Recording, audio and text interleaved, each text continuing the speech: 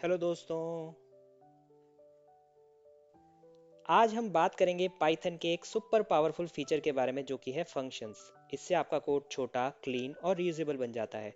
और मैं आपको एक्सप्लेन करूंगा एक सिंपल चाय बनाने वाले रियल लाइफ एग्जांपल के साथ।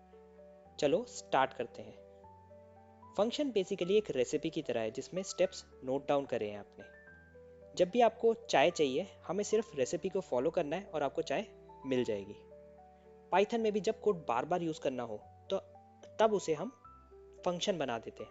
अब हमारे को बस फंक्शन कॉल करना है और वो कोड बार बार यूज़ हो जाएगा। कैसे, अभी देखते हैं। यहाँ पे मैंने एक फंक्शन बनाया है। फंक्शन कैसे बनाते हैं? आपको पहले डेफ कीवर्ड लिखना है, फिर आपको फंक्शन का नाम देना है, फिर ब्रैकेट लगाना है। ब्रैकेट में आप पैरामीटर्स डाल सकते हो। यहाँ पे मुझे पैरामीटर की रिक्वायरमेंट नहीं है तो मैंने अब इसको ब्लैंक छोड़ा है। आगे हम उसको भी समझेंगे। फिर मुझे कोलन लगाना है और उसके बाद मुझे इंडेंटेड कोड लिखना है, यानी कि इंडेंटेशन यानी कि इस स्पेस के साथ सारा कोड लिखना है। जो पार्ट ऑफ कोड हम इस स्पेस के साथ लिखेंगे वो मेरे इस फंक्शन का पार्ट होगा। अब मुझे ये प्रिंट कराना है, मतलब ये सारा ऑपरेशन परफॉर्म कराना है, सारे स्टेप्स प्रिंट कराने हैं। तो अब मुझे बार बार इसे लिखने की ज़रूरत नहीं है। अब मैं एक ही बार इस फंक्शन को कॉल करूँगा, ये सब के सब प्रिंट हो जाएंगे। कैसे? मुझे लिखना है फंक्शन का नाम मेक अंडरस्कोर टी और ब्रैकेट्स लगा देने हैं। अब मैं इसको रन करूँगा इस फाइल को, तो मेरे सारे स्टेप्स मुझे प्रिंट होते हुए दिख गए। अब फंक्शन क्या है? फंक्शन हमारा ड्राई प्रिंसिपल को फॉलो करता है। ड्राई का मतलब डोंट रिपीट योर सेल्फ। तो अगर मुझे इसको 5 बार प्रिंट कराना है तो इसका मतलब ये नहीं कि मैं इसको कॉपी करके दोबारा इसको पेस्ट करूँगा, नहीं। मैं उस फंक्शन को दोबारा से कॉल कर लूँगा। अगर मुझे 2 बार प्रिंट कराना है तो मैं 2 बार कॉल कर लूँगा। अगर मुझे 3 बार इसको प्रिंट कराना है ये सबको, इस स्टेप्स को, तो मैं 3 बार फंक्शन कॉल कर लूँगा। ठीक है। और अगर मुझे 10 बार कराना है तो उस केस में मैं क्या कर सकता हूँ? अभी मैंने पिछले वीडियो में हमने ये चीज़ समझी थी, क्या समझी थी? लूप्स। हम लूप का यूज़ कर सकते हैं उस केस में। जैसे कि हमें पता है हमें 10 बार प्रिंट कराना है तो मैं क्या करूँगा? फॉर लूप यूज़ कर लेता हूँ। फॉर आई एक टेम्पररी वेरिएबल लिया, आई इन रेंज। रेंज कितनी बार चलाना है? 10 बार चलाना है। 10 डाल दिया, इसमें कोलन डाला। अब इंडेंटेशन के साथ मैं इस फंक्शन को कॉल कर लेता हूँ, मेक टी। अब मैं इसको रन करूँगा तो देखो ये 10 बार प्रिंट हो गया। तो कितना ईजी हो गया ना। आपको बार बार कोड लिखने की ज़रूरत नहीं है। आपको बस ये फंक्शन कॉल करना है, आप उस कोड को बार बार बहुत सी जगह पे रीयूज कर सकते हो। अब बात करते हैं पास कीवर्ड के बारे में। अब कई बार आप बड़े बड़े प्रोजेक्ट्स पे काम कर रहे हो, तो जैसे कि आप कोई फ़ोन का एप्लीकेशन बना रहे हो, आपको आपने मेन्यू का कोड लिख दिया। ठीक है, आपने ड्रॉर का कोड लिख दिया, लेकिन आपने सेटिंग का कोड नहीं लिखा। अभी आपको पता नहीं कि क्या क्या फंक्शनैलिटी आपको सेटिंग्स में डालनी है।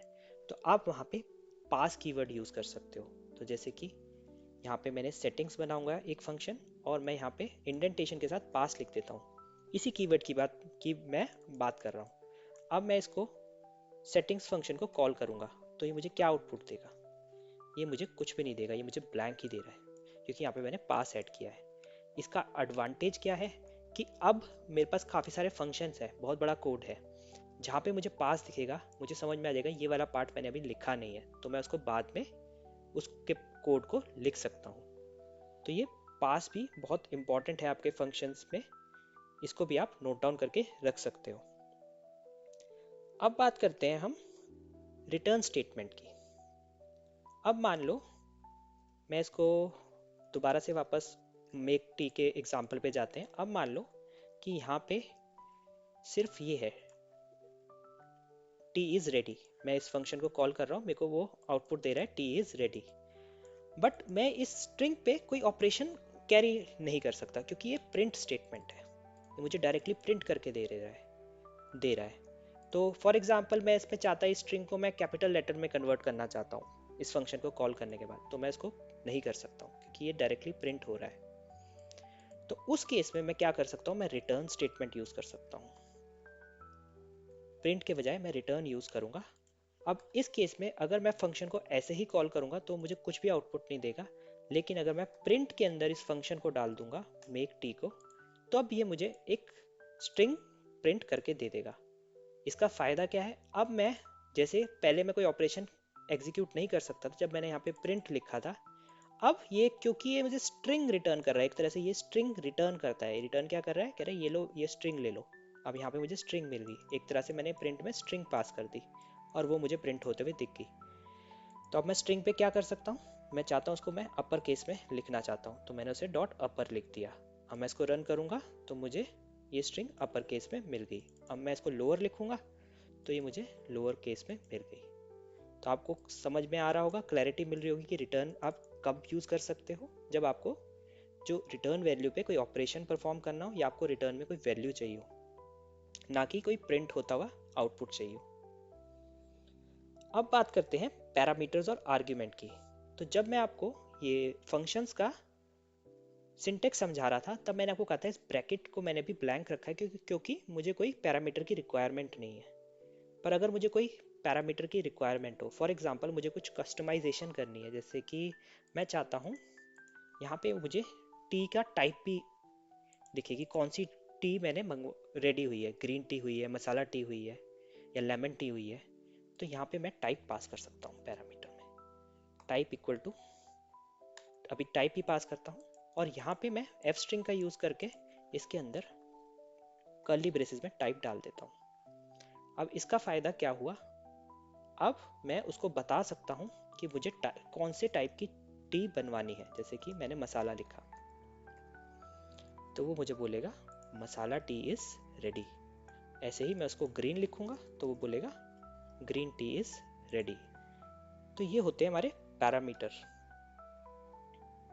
ठीक है। लेकिन अब आपको कोई डिफॉल्ट कंडीशन भी रखनी है कि अगर कोई मुझे बोले कि चाय दे दो, तो अब आपको समझ नहीं आएगा कि ग्रीन दूं या मसाला दूं। तो आप इसको डिफॉल्ट भी वैल्यू दे सकते हो कि अगर कोई मुझे कहे कि चाय दे दो डायरेक्टली, ये मुझे कुछ पास ही ना करे, कहे मेक टी, तो आप उसको रेगुलर टी प्रोवाइड कर दो, वो बोले रेगुलर टी इज रेडी। और इन केस आप इसमें कुछ पास करते हो तो ये ओवरराइड हो जाए, ये ओवरराइड हो जाए यानी कि टाइप लेमन हो जाए। अब आप इसको रन करोगे तो लेमन हो गई। रेगुलर सिर्फ डिफॉल्ट वैल्यू है, अगर आपने कोई वैल्यू पास करी है तो वो प्रायोरिटी में ली जाएगी, उसको कंसीडर किया जाएगा। अगर आपने कुछ भी पास नहीं किया है तो वो डिफॉल्ट वैल्यू को उठा लेगा। अब बात करते हैं पोजिशनल वर्सेस कीवर्ड आर्ग्यूमेंट की। अब मान लो अब आपके पास यहाँ पे टाइप के साथ साथ साइज भी है कि आपको कौन सा साइज चाहिए चाय का। जैसे आपने पास किया डिफ़ॉल्ट में मीडियम, अब आपने इसे बोला मुझे तो लेमन टी चाहिए, मुझे लेमन टी चाहिए, आपने साइज़ नहीं बताया तो वो आपको अभी यहाँ पे मैंने साइज़ को डाला नहीं था तो मैं यहाँ पे साइज़ भी डाल देता हूँ, साइज़ रेडी ऑफ साइज़। अब मैं इसको फिर से चलाता हूँ तो देखो lemon tea is ready of size M, क्योंकि हमने डिफ़ॉल्ट में साइज़ दे रखा है। अगर मैं चाहता लार्ज तो मैं इसको एल दे देता। तो यहाँ पे आपकी पोजीशन बहुत मैटर कर रही है। जिस पोजीशन में मैं जो भी पैरामीटर डाल रहा हूँ, जैसे यहाँ पे लेमन लिखा है, यहाँ पे मैंने एल लिखा है, वो उसी पोजीशन वाले टाइप या साइज पे जा रहा है। क्योंकि अगर मैं इसको, आप देखोगे अगर मैं इसको एल पास कर दूँ और इसको लेमन पास कर दूँ तो वो मुझे कहेगा L T is ready of size lemon, यानी कि इसकी पोजीशन बहुत मैटर करती है। तो ये हुए हमारे पोजिशनल आर्ग्यूमेंट, ठीक है। लेकिन अब आपको फंक्शन दिया, आपको पता नहीं कि टाइप कहाँ पे है, साइज कहाँ पे है, तो आपको बार बार चला के देखना पड़ेगा। इससे अच्छा आप क्या यूज़ कर सकते हो, कीवर्ड आर्ग्यूमेंट। आप कीवर्ड पास कर दो, आपको पता है एल क्या होगा, मेरा साइज होगा, और लेमन क्या होगा, टाइप। तो हम उसको लिख देंगे size equal to L, type equal to lemon. अब आप रन करोगे तो आपको L tea is ready of size lemon नहीं लिखाएगा, उल्टा आपको लिखाएगा lemon tea is ready of size L, क्योंकि आपने उसको बता दिया कि मुझे किसकी वैल्यू क्या चाहिए। तो यही क्या है, यही हमारे कीवर्ड आर्ग्यूमेंट्स होते हैं। अब अब हम बात करेंगे अर्ग्स और केडब्ल्यू अर्ग्स के बारे में, ये क्या होते हैं। इसका हम एग्जांपल देते हैं, मैंने पहले से ही कोड लिखा हुआ है, उसी पे पहुंच जाते हैं। हम यहाँ आ गए। अब फॉर एग्जांपल आपको स्नैक्स ऑर्डर करने हैं, और स्नैक्स की क्वांटिटी कुछ भी हो सकती है, आप समोसा, पकोड़ा, ब्रेड पकोड़ा, चिप्स, कुछ भी ऑर्डर कर सकते हो। तो उसके लिए मैंने यूज़ किया अर्ग्स। क्या किया, मैंने एक फंक्शन बनाया ऑर्डर स्नैक्स नाम का, और अर्ग्स को हम कैसे डिनोट करते हैं, स्टार और फिर वेरिएबल का नाम आइटम्स दे दिया। और कीवर्ड अर्ग्स को कैसे करते हैं, डबल स्टार और डिटेल्स। डिटेल्स कैसे कि मैंने एक फॉर्म भरने को दिया, वो मुझे नेम बता रहा है, पेमेंट बता रहा है, एज बता रहा है, वो उनके ऊपर डिपेंड करता है। तो अर्ग्स क्या करता है, हमेशा टपल रिटर्न करता है। आपने उसको जैसे समोसा पकोड़ा ये पास करोगे तो ये आपको एक टपल रिटर्न करके देगा। डिटेल्स क्या करता है, जो के डब्ल्यू अर्ग्स क्या करता है, वो कीवर्ड आर्ग्यूमेंट एक तरह से होता है, कीवर्ड अर्ग्स कहते हैं उसको। वो क्या करता है, आपको डिक्शनरी रिटर्न करके देता है। तो वो एक की होगी नेम जिसमें वैल्यू होगी अमन, और दूसरी की होगी पेमेंट और उसमें वैल्यू होगी यूपीआई। इसको मैं आपको रन करके दिखाता हूँ इस फंक्शन को, तो आपको थोड़ी क्लैरिटी मिलेगी। देखो, उसने जो मैंने समोसा पकोड़ा दिया था, लिखा था, उस उन आइटम्स को टप्पल में कन्वर्ट कर दिया, और जो कि मैंने डिटेल्स दी थी यानी कि इसके साथ, कीज के साथ, वो उसको क्या किया, उसने उसको डिक्शनरी में कन्वर्ट कर दिया। अगर मैं चाहता इसमें एज दे देता जैसे कि 18, तो वो क्या करता, यहाँ पे एक डिक्शनरी में एक और की ऐड कर देता 18। और अगर मैं यहाँ पे एक आइटम और बढ़ा दूं, चिप्स कर दूं, तो वो मेरे टपल में वो आइटम को ऐड कर देगा। तो आपको ये समझने की बहुत ज़रूरत है कि आपको ये स्टार और डबल स्टार कब यूज़ करना है।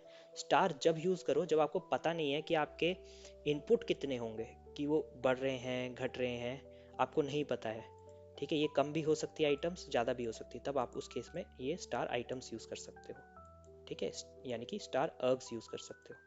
और के डब्ल्यू अर्ग्स तब यूज़ कर सकते हो, डबल स्टार वाला तब यूज़ कर सकते हो, जब आपको ये नहीं पता, आपने कोई फॉर्म बनाया, आपको ये नहीं पता कि उसमें लोग क्या क्या ऐड कर सकते हैं। अब यहाँ पे देखो, आपने नेम भी, पेमेंट भी, एज भी, और कोई अगर चाहे सिर्फ नेम नेम प्रोवाइड करके दे रहा है, तो आपको ये सिर्फ सिंगल की डिक्शनरी मिल जाएगी, उसमें वैल्यू अमन है।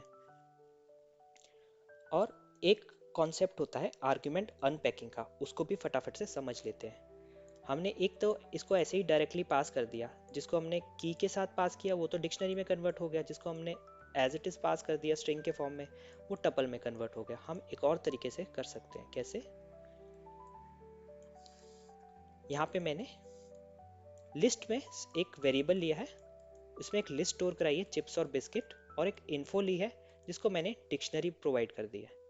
अब मैं इस फंक्शन में डायरेक्टली ये स्नैक्स पास करूंगा, वेरिएबल को जब पास करूंगा तब मुझे लिखना पड़ेगा ये स्टार है, ये मेरा इसके लिए, अर्ग्स के लिए है। और जहां मैं डबल स्टार लगाऊंगा तब वो समझ में आ जाएगा डबल स्टार इन्फो, यानी कि ये इस वाले पार्ट के लिए, यानी कि कीवर्ड आर्ग्यूमेंट्स के लिए, के डब्ल्यू अर्ग्स के लिए।